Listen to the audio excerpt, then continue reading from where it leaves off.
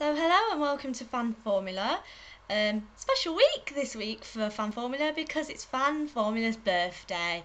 So happy birthday, happy 1 year old to FanFormula. And also it will be happy birthday to me because on Saturday I turn 25. We don't mention that age ever again. I turn 25 and I'm old and proud and scared and hitting the mid-20s crisis. This is all good, I'll live. But thank you so much for all your birthday ideas and plans that you've all got for me. It's made me feel very special, which is nice. But yeah, so I'm old. FanFormula's getting old, but in a good way. I'm rambling. It's morning, I'm tired, my brain doesn't work. FanFormula, let's get on with the questions. Question 1. There were lots of sloppy mistakes towards the latter part of the GP, but whose mistake do you think was the biggest?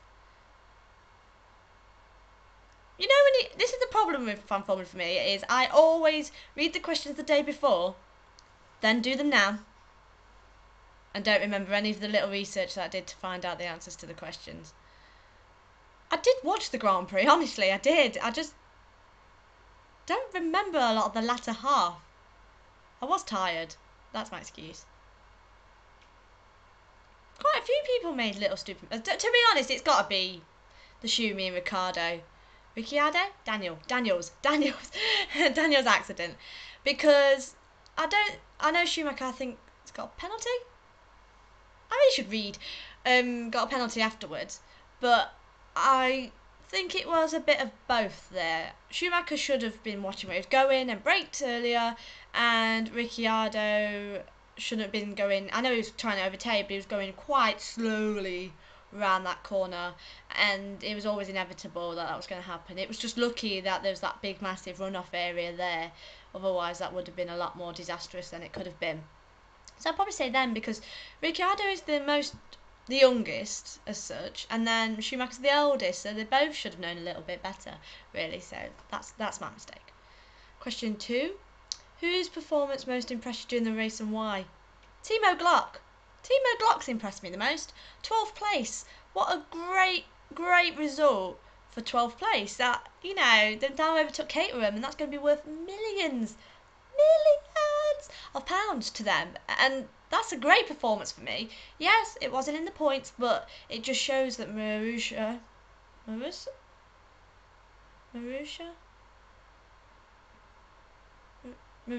yeah.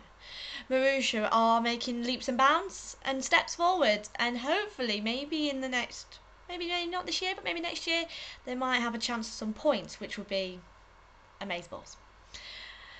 Question 3. The race ran to the 2-hour limit, but was only 2 laps short of race distance. Do you think the race should have been allowed to run to full race distance, or was a 2-hour rule a good thing for that race, or for the race? It was only 2 laps, but then that adds an extra 4 minutes on, plus the parade lap round. Not parade lap, the lap of honour round. And it's a long track, so that's an extra 6 minutes. And I know 6 minutes isn't long, but even I was starting to come to the end of my tether by Singapore. It was too long. This is what I don't understand, is it's got to be over 300 kilometres to, you know, like qualify as, you know, a race distance. And yet they always at Singapore always come very close to that 2-hour limit. So either it has to be shorter than 300 kilometres, or so there's less laps, or you're going to have to appreciate that that race is always going to be more than 2 hours. So the FIA ruling there is a bit flawed with Singapore, because it's either have shorter laps but it's not over 300 kilometres, or it's going to go over 2 hours, because it's always inevitable there there's a safety car because there's such a lack of runoff area. FIA, make some decisions, please. Bonus question. Charles Pick received a post-race 20-second penalty and a day's community service after his FP3 incident. If you were a steward, what other community service penalties would you have given to the drivers? Oh, community service. I feel like I'm on coppers. You know, There's always loads that Formula 1 drivers don't do. I love the fact they do. Oh, you can, like, Pick's going to go and do some road safety work. Oh yeah, road safety. That's accurate for a Formula 1 driver who does 200 miles around a track. Yeah, great. It's good in principle, but it's not good in theory. I think it's a good idea though. I think it's good that it's not just penalties like that. It's like actual, maybe charity work and work that can be put into the community.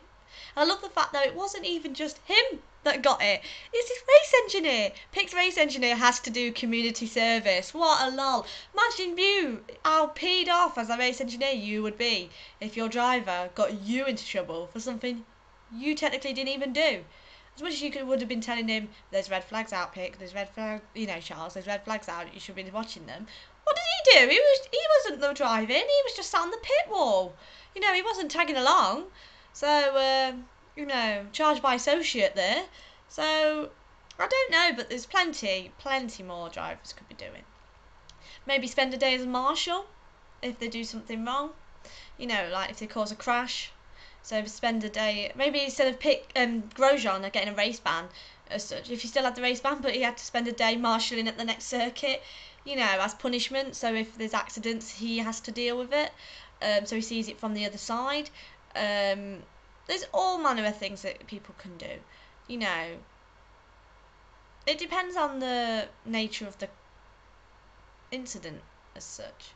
But it's something I'd love to see a lot more in Formula 1. I think penalties like grid place drops and seconds added on and bans and stuff are great, but they don't necessarily deter Formula 1 drivers from doing it again. So I love the idea of this like community service penalty and jazz. So yeah, that's it this week. Probably the shortest video I've done for a while, but I'm going to make it a bit longer by rambling. So yeah, I want to say thank you for watching and being kind to me at 10:30 in the morning over here. And yeah, I want to thank Grace. Thank Grace so much for letting me be part of FanFormula. I've been a part of it now since January, February. So I've been here for 9 months. So I haven't been here as long as like some of the early people like Dom and and Grace herself. But I feel very privileged to have been part of FanFormula. It's built my confidence up so much because when I used to talk in front of cameras, I used to talk to cameras like this, or talk to cameras like this, or and I wouldn't look at the camera.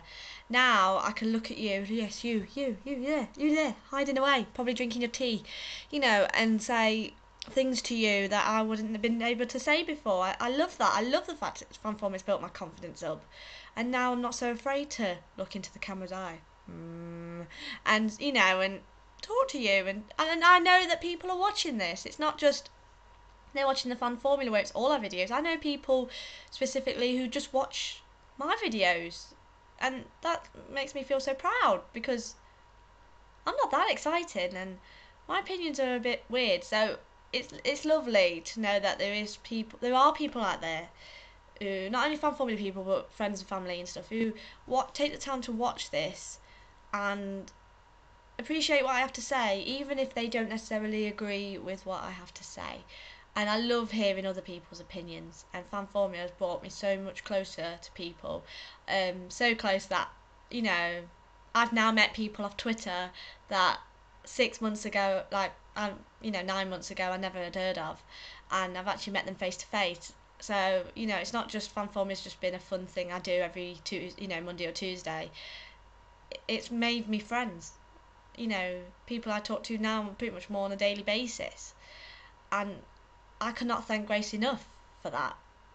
So well done, Grace. You've done a fabulous job, and I do not know how you spend the time editing these videos, especially the ones like Dom's and Vicky's that are in the 16 minute, 18-minute territory, because you must have to watch them all to do it, to edit it to a perfect standard. And now you get some videos, get everything to 4 minutes. I salute you.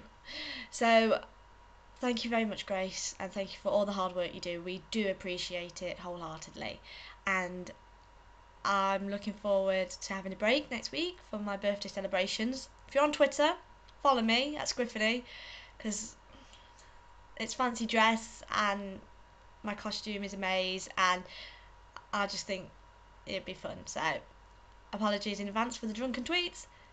I want you to have a great week, a great weekend, and I'll speak to you next week. I'll see you soon. Bye.